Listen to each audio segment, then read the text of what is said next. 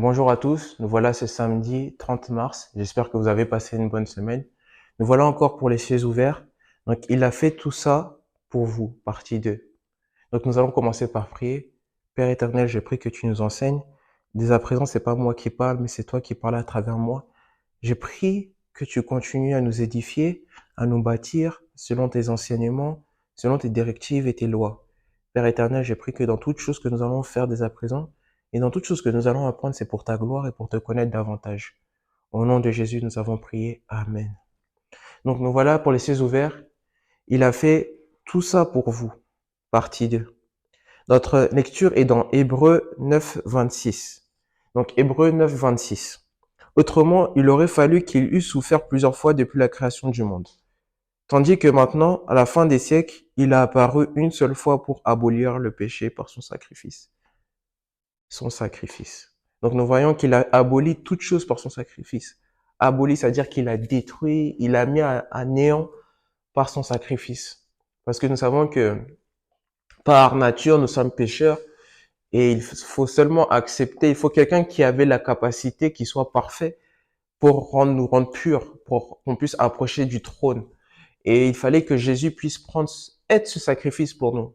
Nous savons qu'aujourd'hui, nous pouvons bénéficier des merveilles du royaume grâce à Jésus. C'est pour ça que quand nous confessons, quand nous invoquons son nom, nous savons qu'il y a une puissance, il y a une autorité. Non parce que nous savons pas, parce que il n'est pas juste un homme, mais il est bien plus qu'un homme. C'est une puissance pour nous.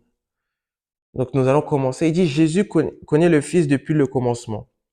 Il savait que s'il allait lui arriver sur la croix, cela était vraiment terrible. C'est pourquoi il a fait cette prière dans Matthieu 26, 39. Mon Père, s'il est possible, d'éloigner cette coupe de moi. Parce qu'il fallait un moment, on voit que il y a certaines phases dans la vie de Christ. Et à un moment, même pour un homme, ce serait compliqué de accepter de mourir pour des personnes peut-être qui vont même pas le connaître, qui vont pas donner leur vie, qui vont peut-être le renier à un certain moment.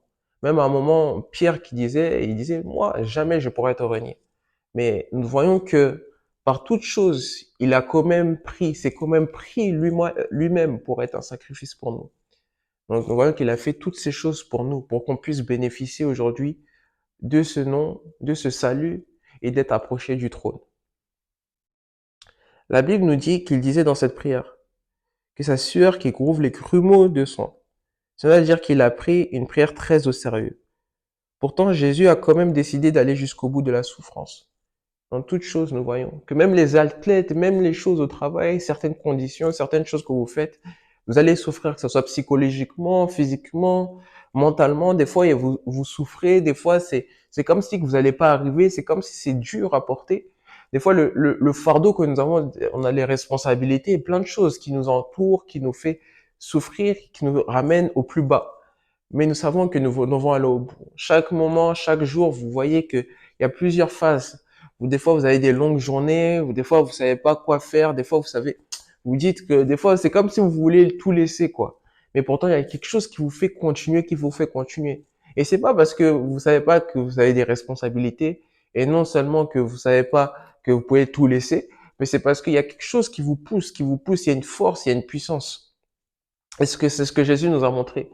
Malgré les souffrances, malgré tout ce qu'on a fait, malgré ce qu'on a mis sur sa tête avec les épis, toutes sortes de choses qu'on a fait, même cracher dessus, même l'insulter, mais il est parti à la croix. Et on se moquait de lui. Aujourd'hui, nous savons que nous sommes persécutés.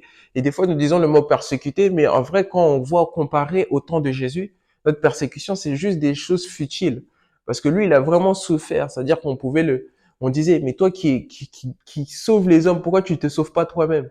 C'est la même chose aujourd'hui. Des fois, on est persécuté, vous savez pas quoi, mais faut tenir bon. Vous savez qu'il a fait toutes ces choses pour vous. Qu'il est parti à la croix non seulement pour moi, mais pour vous, pour vos proches, pour vos amis, pour vos familles. Donc, dans toute situation, il faut prêcher la bonne nouvelle. Il faut faire en sorte que il y a quelqu'un qui soit sauvé. Au moins, donnez-vous cet objectif cette année que quelqu'un doit être sauvé. C'est le plus grand amour au monde. Jésus vous a aimé plus que quiconque dans le monde ne pourra jamais vous aimer.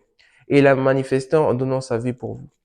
Donc vous voyez, Jean 3,16 dira que Dieu a tant aimé le monde qu'il a donné son Fils unique, afin que quiconque, c'est-à-dire pécheur, non pécheur, croyant, non croyant, que toute personne, quiconque, c'est ça le quiconque, c'est-à-dire malgré que vous, l'état où vous êtes, malgré la situation où vous vous trouvez, malgré les conditions qui ne sont pas favorables peut-être pour le moment, il attend que vous venez. Parce que quiconque qui croit à lui, il a dit, vous périrez jamais.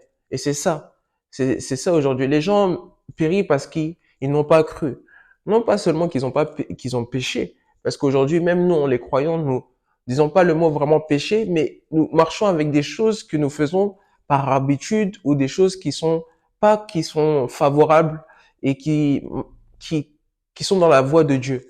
Mais nous savons que nous avons donné et nous avons cru en Jésus-Christ. Là est la différence. Et quand nous croyons et nous savons qu'il nous a aimés, c'est-à-dire qu'il nous aime plus que notre famille. Aujourd'hui, les hommes peuvent vous aimer d'un temps et changer d'une saison à une autre, mais nous savons que l'amour de Jésus, c'est continuel. Nous savons qu'il n'a pas fait les choses une seule fois. Il vous a aimé et il vous aime tellement qu'il s'est donné lui-même pour vous et pour moi. Encore une fois, je me suis demandé, qu'est-ce qui pourrait pousser un homme à donner sa vie de cette manière? Et j'ai vu la réponse à ces questions dans Jean 10, 11, 12. Le bon berger n'abandonne jamais les brebis quand il envoie un loup arriver. Il reste et protège les brebis pour ne pas qu'elles soient dévorées à cause de l'amour qu'il a pour elles. Nous voyons que c'est un bon berger, et c'est un bon berger parce qu'il le montre, il le dit et il fait ce qu'il dit. C'est-à-dire que Dieu, nous savons qu'il nous protège dans toute situation et dans toutes circonstances. La parole dira que s'il voit juste une brebis s'égarer, il va laisser les 99 et il va les récupérer celle-là. Vous avez tellement de potentiel, tellement de valeur à Dieu qu'il s'est donné lui-même. Pour vous, pour moi, pour que nous puissions bénéficier des fruits du Saint-Esprit et de cet amour de Dieu que nous invoquons et que nous partageons à chaque moment. Il est le bon berger qui a donné sa vie pour que vous ayez la vie éternelle. La vie éternelle, la vie pour vivre avec Christ éternellement, qui régnera à jamais. C'est le moment où nous allons transiter d'un autre monde à un autre monde et nous allons régner avec Jésus. C'est là où nous allons plus être souciés par question d'argent, question d'ego, question de réputation, de nom. Tout ce que nous allons faire, c'est l'adorer. Ce que vous faites là, c'est on court après l'argent, on court après certaines choses dans ce monde. Mais à la fin, tout ça, c'est pourquoi? Pour qui? C'est ça la question. Pour qui? Pourquoi? Comment? C'est dans toute chose, vous devez vous poser des questions. On doit se poser la question, mais à la fin, c'est pas ici que je vais vivre éternellement. C'est là où mon Père règne. Et c'est là que vous devez vous prendre conscience et vous dire non, toutes ces choses, c'est fini. Je vais plus faire ces choses. C'est fini. C'est certains péchés, le vol, le mensonge, la trahison, les choses là qu'on dit, les disputes, les querelles. Tout ça, faut qu'on arrête. Il y a beaucoup plus en lui. Jésus est la véritable et la seule protection. Que vous avez avoir des griffes de loup, le diable. Si vous croyez en lui et il donnait votre vie, le loup n'aura aucun pouvoir sur vous parce que Jésus est déjà mort pour vous. Le loup cependant est libre de dévorer quiconque ne suit pas Jésus ou les croyants si s'éloigne de lui. Bah, si vous êtes plus sur la main de Dieu, s'il vous protège plus, si vous dites vous vous rebellez, bah, vous devenez vulnérable, vous devenez quelqu'un qui a potentiellement qui va faire face à l'ennemi et aux attaques du diable.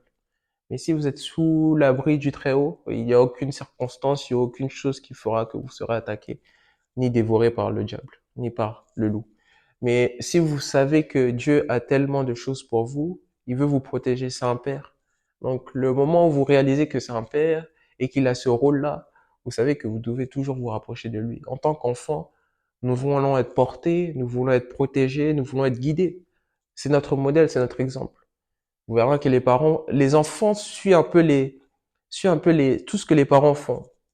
La façon, des fois, comment ils se comportent, comment ils parlent, ils prennent ces attitudes, ces attitudes et cette routine, chaque moment.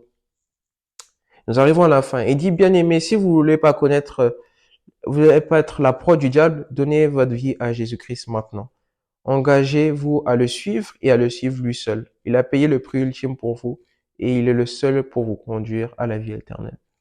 Si vous savez tout ce qu'il a payé pour vous, et si vous voulez le suivre, il faut abandonner toute chose. Venez à lui et il n'est jamais trop tard. Donnez sa vie à Jésus-Christ.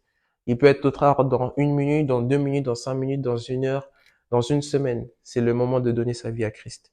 Donc, point clé. Seuls ceux qui sont dans le troupeau du bon berger sont à l'abri des griffes du loup.